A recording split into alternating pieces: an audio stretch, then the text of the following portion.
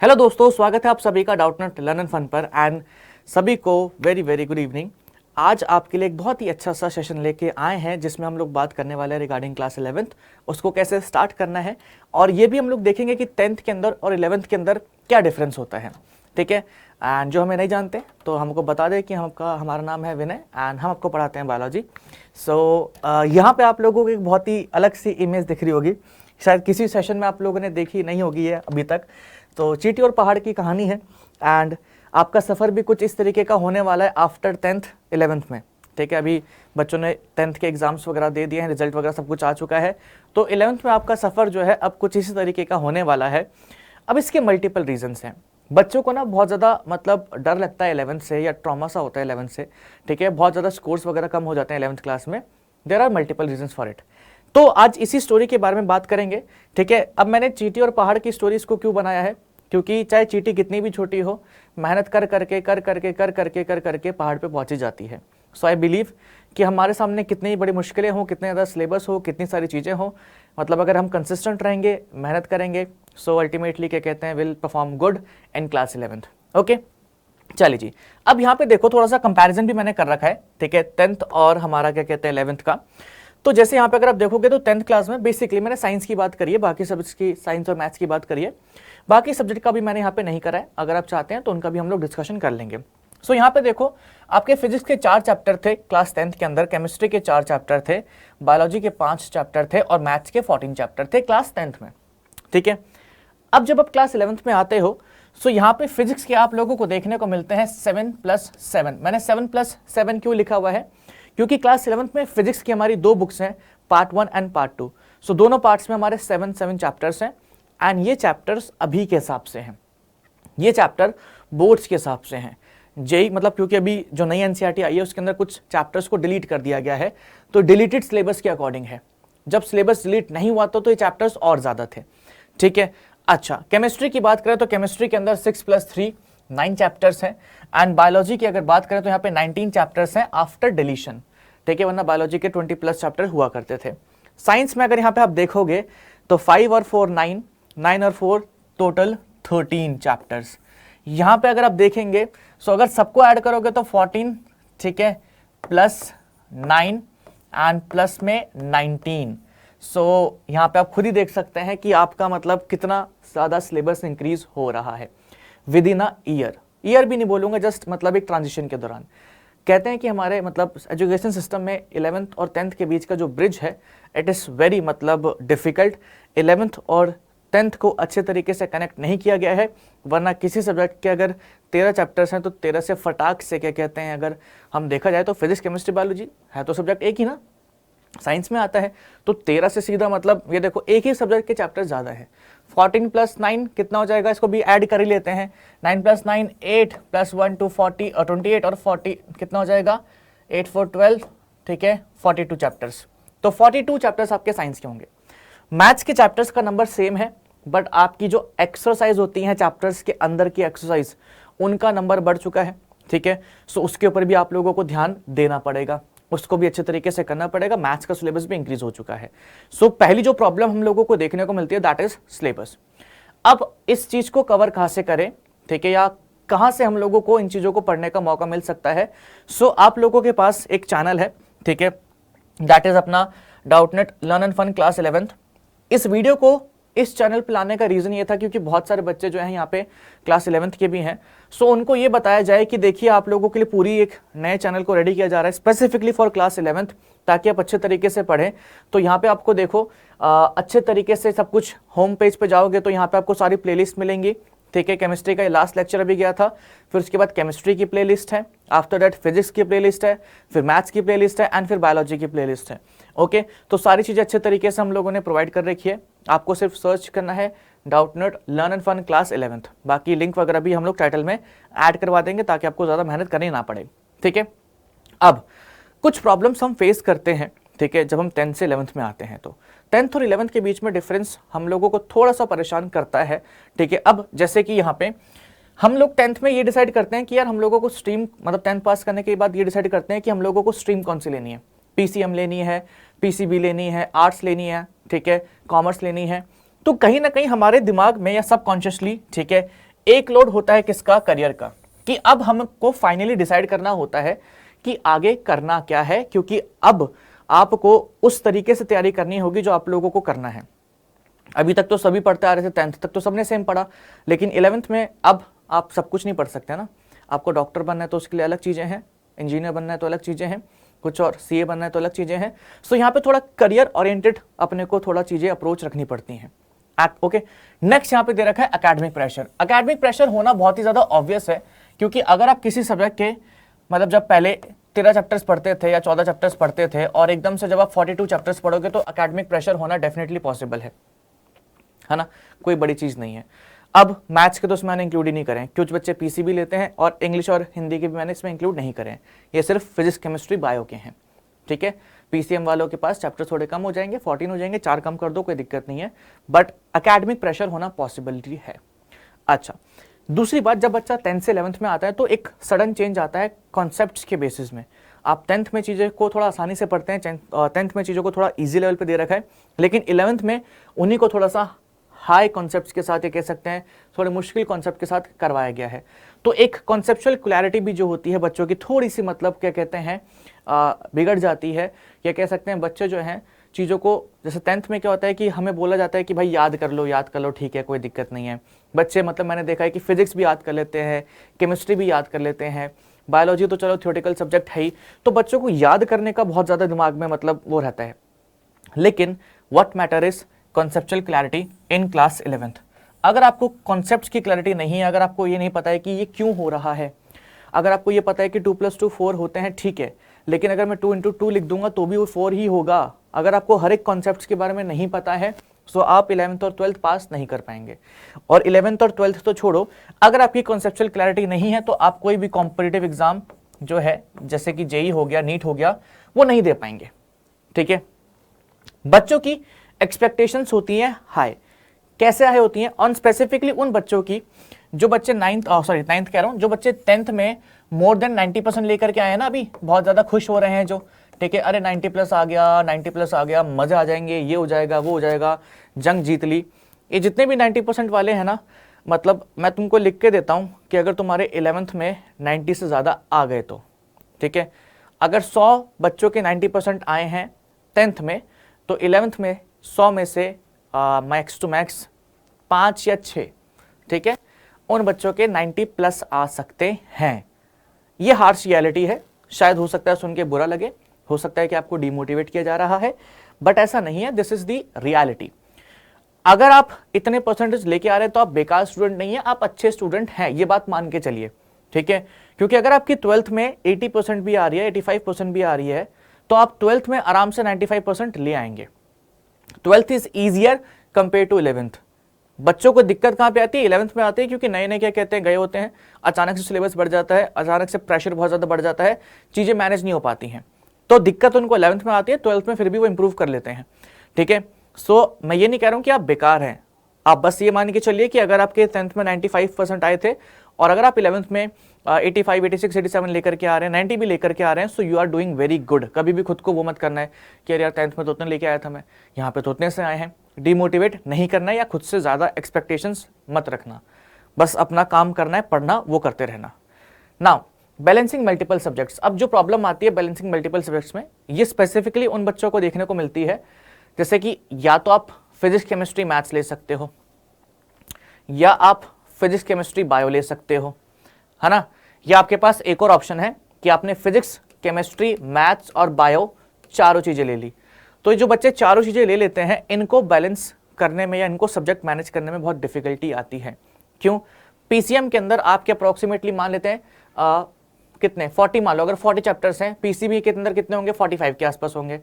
यहाँ पे आपको 20 चैप्टर्स और ऐड करने पड़ेंगे, क्योंकि इसमें 3 सब्जेक्ट हैं, इसमें 3 सब्जेक्ट है, इसमें 20 ऐड कर दो तो अप्रोक्सीमेटली 60, चलो मान लेते हैं मिनिमम टू मिनिमम 60 चैप्टर्स आपको कवर करने होंगे, ठीक है। 60 भी कम ही कह रहा हूं मैं, सॉरी, नहीं सही है, 60 के आसपास अपने को चैप्टर्स कवर करने होंगे, कम कह रहा हूं मैं, 65 के आसपास पहुंच जाएगा वो। अब ये चारों के चारों मेन सब्जेक्ट हो जाते हैं, इनको टाइम देना थोड़ा मुश्किल होता है। तो इंस्टेड ऑफ कि भाई बिना किसी उसके कि पीसीएम या पीसीएम ले लेते हैं, पीसीबी ले लेते हैं, पीसीएम भी ले लेते हैं, बिना किसी सोच के कम से कम अपने करियर ऑप्शन को या स्ट्रीम को डिसाइड करिए। अगर आपको लगता है कि मेरे को डॉक्टर बनना है तो गो फॉर पीसीएम, अगर लगता है इंजीनियर करना है तो गो फॉर पीसीएम। ज़्यादा मतलब रैंडमली क्या कहते हैं कुछ भी सिलेक्शन मत कर लेना, पीसीएम भी ले लोगे बहुत मुश्किल होती है। हाँ अच्छी चीज़ है, आपके पास मल्टीपल ऑप्शंस होते हैं, पीसीएम भी मैनेजेबल है, मैंने भी पीसीएम भी ली थी बट मैनेजेबल है। मैं बस ये कह रहा हूँ कि जैसे मेरे 11th में परसेंटेज जो थी इट वॉज अराउंड क्या कहते हैं 80, ठीक है, पीसीएम भी लेकर के मैंने पढ़ा था। 12th में भी परसेंटेज जो था मेरा इट वॉज अराउंड क्या कहते हैं 85 और 86, क्योंकि मेरे पास पीसीएम भी था। अगर मेरे पास पीसीएम होता तो वही परसेंटेज मेरा होता मतलब मोर देन 90, या अगर मेरे पास सिर्फ पीसी भी होता तो वही परसेंटेज मेरा होता मोर देन 90, क्योंकि मेरे को सिर्फ 3 सब्जेक्ट के ऊपर फोकस करना है। यहाँ पे मेरे को 4 सब्जेक्ट के ऊपर फोकस करना था और वो भी मेन सब्जेक्ट्स थे। बट अपने अपने बेनिफिट्स हैं। मैथ्स आप पढ़ते हैं तो आपको फिजिक्स समझना काफ़ी आसान हो जाता है, तो आप पीसीएमबी को भी ले सकते हैं, ठीक है, वो आपके ऊपर डिपेंड करता है। ये सारी हमारी समस्याएं थी कि करियर के बारे में दिक्कत होती है, academic pressure, higher expectations, conceptual clarity and ये बैलेंसिंग मल्टीपल सब्जेक्ट्स, ये हमारी सारी की सारी प्रॉब्लम्स थी। लेकिन जाहिर सी बात है कि समस्या का समाधान देना पड़ेगा, ठीक है, और उसको सॉल्यूशन आपको प्रोवाइड करना पड़ेगा। ये गाइडेंस थोड़ा सा बड़ा होगा लेकिन इसको पूरा ध्यान से देखना है क्योंकि आप लोगों के लिए बहुत इंपॉर्टेंट है। और अगर आपको ये थोड़ा इन्फॉर्मेटिव लगा है, आपको अपने लिए काम का लगा है, तो please do share with people, जो आपके आसपास के लोग हैं जो अभी 11th में आए हैं उनके साथ भी शेयर करना है। ओके, नाउ सबसे इंपॉर्टेंट काम जो आप लोगों को करना पड़ेगा that is time management.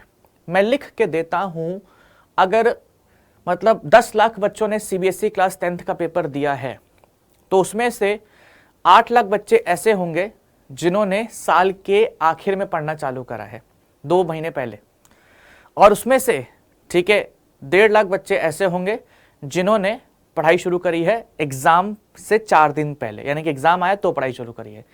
10 lakh में से सिर्फ 50,000 बच्चे या 60,000 बच्चे ऐसे होंगे जो स्टार्टिंग से पूरे साल पढ़ते आ रहे हैं।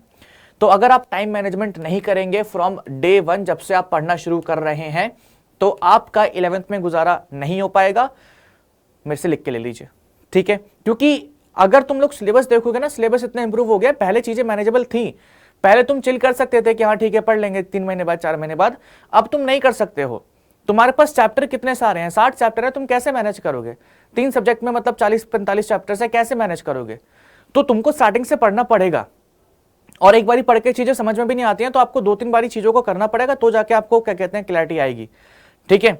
नाउ कंसिस्टेंसी, अब ये एक और बहुत इंपॉर्टेंट पॉइंट है, ठीक है, कि आप लोगों में से दिल पे हाथ रख के बताना जो बच्चे 10th से 11th में आए हैं, ठीक है, मतलब पूरा सच्चाई के साथ, कोई यहां पे तुम्हें जज नहीं कर रहा, कुछ नहीं कर रहा, कमेंट सेक्शन में बताना कितने बच्चे ऐसे हैं जिन्होंने हर रोज पढ़ाई करी है। मेरे ख्याल से जितने बच्चे इस वीडियो को देख रहे हैं उसमें से 2% या 3% बच्चे ऐसे होंगे जो कह सकते हैं कि मैंने हर रोज पढ़ाई करी थी, रोज कुछ ना कुछ पढ़ा था। मैं ये भी नहीं कह रहा कि चलो ठीक है एक दिन 1 घंटे कर ली, एक दिन आधे घंटे कर ली, लेकिन रोज किसने करी है? नहीं करी होगी। और अब ऐसे काम नहीं चलने वाला, you have to be consistent. अगर कंसिस्टेंट नहीं होगे तो काम खराब हो जाएगा। पता चला, अब देखो टाइम मैनेजमेंट में क्या है कि आपने अपना टाइम डिसाइड कर लिया कि आज के 2 घंटे ये पढ़ूंगा, आज के 2 घंटे ये पढ़ूंगा। अब आज के लिए तो डिसाइड कर लिया, लेकिन 2 दिन पढ़े ही नहीं, फिर पढ़ लिए, फिर पढ़े नहीं। तो टाइम मैनेजमेंट के साथ कंसिस्टेंसी होना बहुत इंपॉर्टेंट है। अगर टाइम मैनेजमेंट है, कंसिस्टेंसी नहीं है तो कोई फायदा नहीं है, और अगर कंसिस्टेंसी है, टाइम मैनेजमेंट नहीं है तो भी कोई फायदा नहीं है। तो दोनों को साथ में लेकर के चलना पड़ेगा। आपके पास सब्जेक्ट्स हैं, उनको डिवाइड करना पड़ेगा कि आज इस सब्जेक्ट को इतना टाइम देना है, इसको इतना टाइम देना है। क्योंकि कभी कभी बच्चे ऐसे भी करते हैं, उनको फिजिक्स बहुत पसंद आती है, उसको ही पढ़ते रहते हैं, बायो पसंद आती है, उसको पढ़ते रहते हैं, तो एक सब्जेक्ट इग्नोर हो जाता है। तो आपको अच्छे तरीके से हर सब्जेक्ट को इक्वल टाइम देना पड़ेगा, क्योंकि आपका जो एंट्रेंस है वो तीनों सब्जेक्ट्स की हेल्प से क्लियर होगा, एक सब्जेक्ट की हेल्प से क्लियर नहीं होगा। तीसरी बात, क्लैरिटी। ये मत करना कि अब आप बाद में सोचोगे ठीक है अभी मैं ना एक बारी पीसीएम लेके देख लेता हूं या पीसीबी लेके देख लेता हूं, बाद में क्या कहते हैं मैं अगर कुछ लगा 2-3 महीने बाद तो चेंज कर लूंगा। प्लीज ऐसा मत करना। अगर आप किसी चीज में जा रहे हैं, आपको पीसीएम लेनी है तो स्टार्टिंग से ही पीसीएम लेके रखना, पीसीबी ले रहे हो तो स्टार्टिंग से पीसीबी लेना। बहुत सारे बच्चे ऐसे होते हैं कि पीसीएम लेते हैं, फिर 2-3 महीने बाद होश आता है कि यार मैथ्स हो नहीं रही, बायोलॉजी ले लेता हूं, उसमें क्या कहते हैं थोड़ा थ्योरेटिकल चीजें ज्यादा होती हैं तो वो हो जाएगी। 3 महीने बाद बायोलॉजी में आते हैं, उनको पता लगता है कि अरे यार इसमें तो 20-25 चैप्टर्स हैं, ये कैसे होगी, इससे अच्छा तो मैथ्स थी, उसमें तो सिर्फ 14 चैप्टर्स थे। तो ये नहीं करना है, क्लैरिटी दिमाग में होनी चाहिए कि भाई मेरे को ये सब्जेक्ट लेना है तो ये लेना है। ये नहीं कि फिर उसके बाद सीधा कॉमर्स में चले गए कि अरे यार नहीं हो रही है साइंस में, कॉमर्स में जा रहा हूँ। Clarity should be there. तुमको स्टार्टिंग से पहले दिन से कॉमर्स लेनी है, आर्ट्स लेनी है, तुम पहले दिन से ले लो। तुम ये मत करो कि कॉमर्स से साइंस में आ रहे हो, साइंस से कहीं और जा रहे हो, ठीक है। अच्छा, अब मैंने हर एक पॉइंट के नीचे ना यहाँ पे लिखा है गोल सेटिंग। गोल सेटिंग क्यों लिखा है उसके बारे में भी बात करूंगा मैं। लोअर योर एक्सपेक्टेशंस, ठीक है, ये बात हम लोगों ने करी थी कि बच्चों की एक्सपेक्टेशंस हाई होती हैं कि हाँ भाई 10th में हम लोगों ने मचाया था तो 11th में भी मचाएंगे, नहीं, थोड़ा सा कम कर लेना, क्योंकि अगर मेंटेन करके रखोगे तो डिसअपॉइंटमेंट होगा। जब रिजल्ट कम आएगा या रिजल्ट में थोड़ा सा भी परसेंटेज डाउन होगा तो थोड़ा सा, है ना, मतलब डिसअपॉइंटमेंट होगा, बुरा लगेगा, और मैं चाहता नहीं हूँ कि बुरा लगे। Okay, review class 9th and 10th। अपना क्लास 11th शुरू करने से पहले कोशिश करिए, अगर आप लोगों का साइंस पढ़ने का मन है तो क्लास 9th की और 10th की एनसीईआरटी जो है उसको फटाक से रिवाइज कर लो। 10th तो तुम लोगों को आती होगी, इतना तो तुम लोग कॉन्फिडेंट होगे, लेकिन 9th की जो एनसीईआरटी है, ठीक है, साइंस की, उसको रिवाइज कर लो, क्योंकि अगर ये कर लोगे 9th और 10th की रिवाइज कर लोगे तो तुमको 11th बहुत प्यार से और अच्छे तरीके से समझ में आएगी। एक बहुत छोटा सा पॉइंट है लेकिन मेजर ड्रॉबैक है, जिन बच्चों ने 9th और 10th अच्छे तरीके से नहीं पढ़ी होती है उनको 11th की साइंस समझने में बहुत मुश्किल आती है कंपेयर टू दोज स्टूडेंट्स जिन्होंने 9th और 10th अच्छे से पढ़ी है। ओके, 6th पॉइंट हमारा क्या है, नोट्स। आप नोट्स किसी के ऊपर डिपेंड मत रहना। 11th क्लास में नोट्स टीचर्स ऐसे पॉइंट करके लिखवाएगा नहीं, वो पढ़ाएगा, अपने हिसाब से खुद से भी नोट्स बनाने पड़ेंगे और अच्छे तरीके से नोट्स बनाने पड़ेंगे। अगर डे 1 से नोट्स रहेंगे तो कोई भी दिक्कत नहीं होगी। अगर क्या कहते हैं सोचोगे कि भाई दोस्त का मांग के कर लूंगा, तो एक होता है ना कि उसने कुछ गलत लिखा है, तुमने उसको कॉपी कर लिया, तुम्हारा भी गलत हो गया, तुमसे किसी ने देख के करा, उसका भी गलत हो गया। तो नोट्स की डिपेंडेंस खुद पे रखनी है, ठीक है, खुद से बनाने हैं। ओके, किसी के ऊपर नोट्स के लिए डिपेंड नहीं होना है। एंड गोल सेटिंग की अगर मैं बात करूं तो मैंने यहां पे लिखा है गोल सेटिंग। इन सारी चीजों को ऐसा नहीं कि एक दिन में करने लग जाओ, धीरे धीरे करके छोटे छोटे गोल्स देना है खुद को।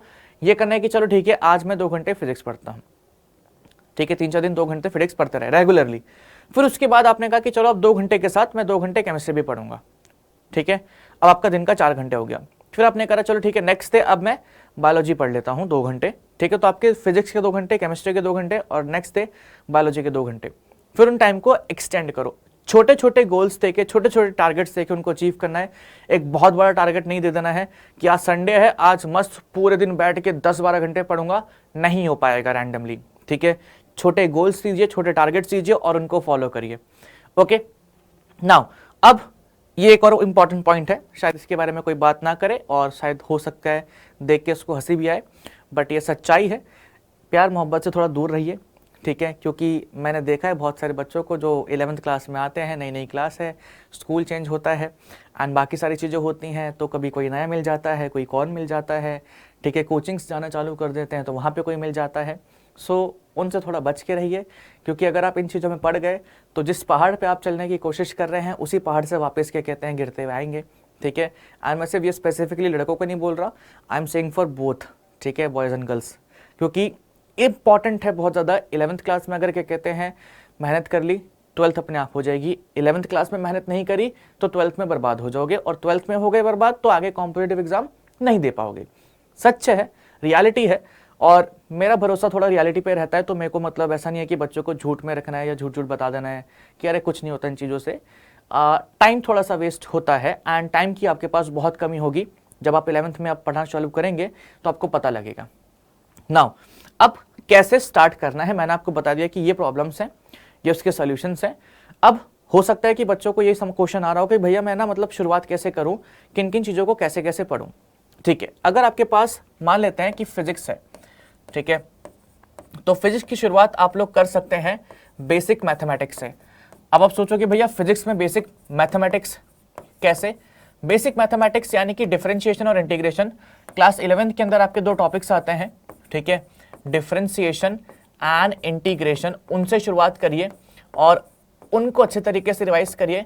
इंटीग्रेशन ज्यादा डिटेल में नहीं जाना, basic differentiation and basic integration ये आने चाहिए, क्योंकि फिजिक्स की बहुत सारी डेरिवेशंस में डिफरेंशिएशन और इंटीग्रेशन का रोल है, ठीक है। और इसके साथ ही साथ एक और टॉपिक है फिजिक्स का, वेक्टर्स। ये वेक्टर्स भी आप कर सकते हैं, ठीक है। और जो मैंने आप लोगों को चैनल दिखाया था वहां पे आप लोगों को ये टॉपिक्स मिल जाएंगे, तो वहां से भी आप लोग प्रिपरेशन कर सकते हैं, ठीक है। Doubtnut learn and fun class 11th।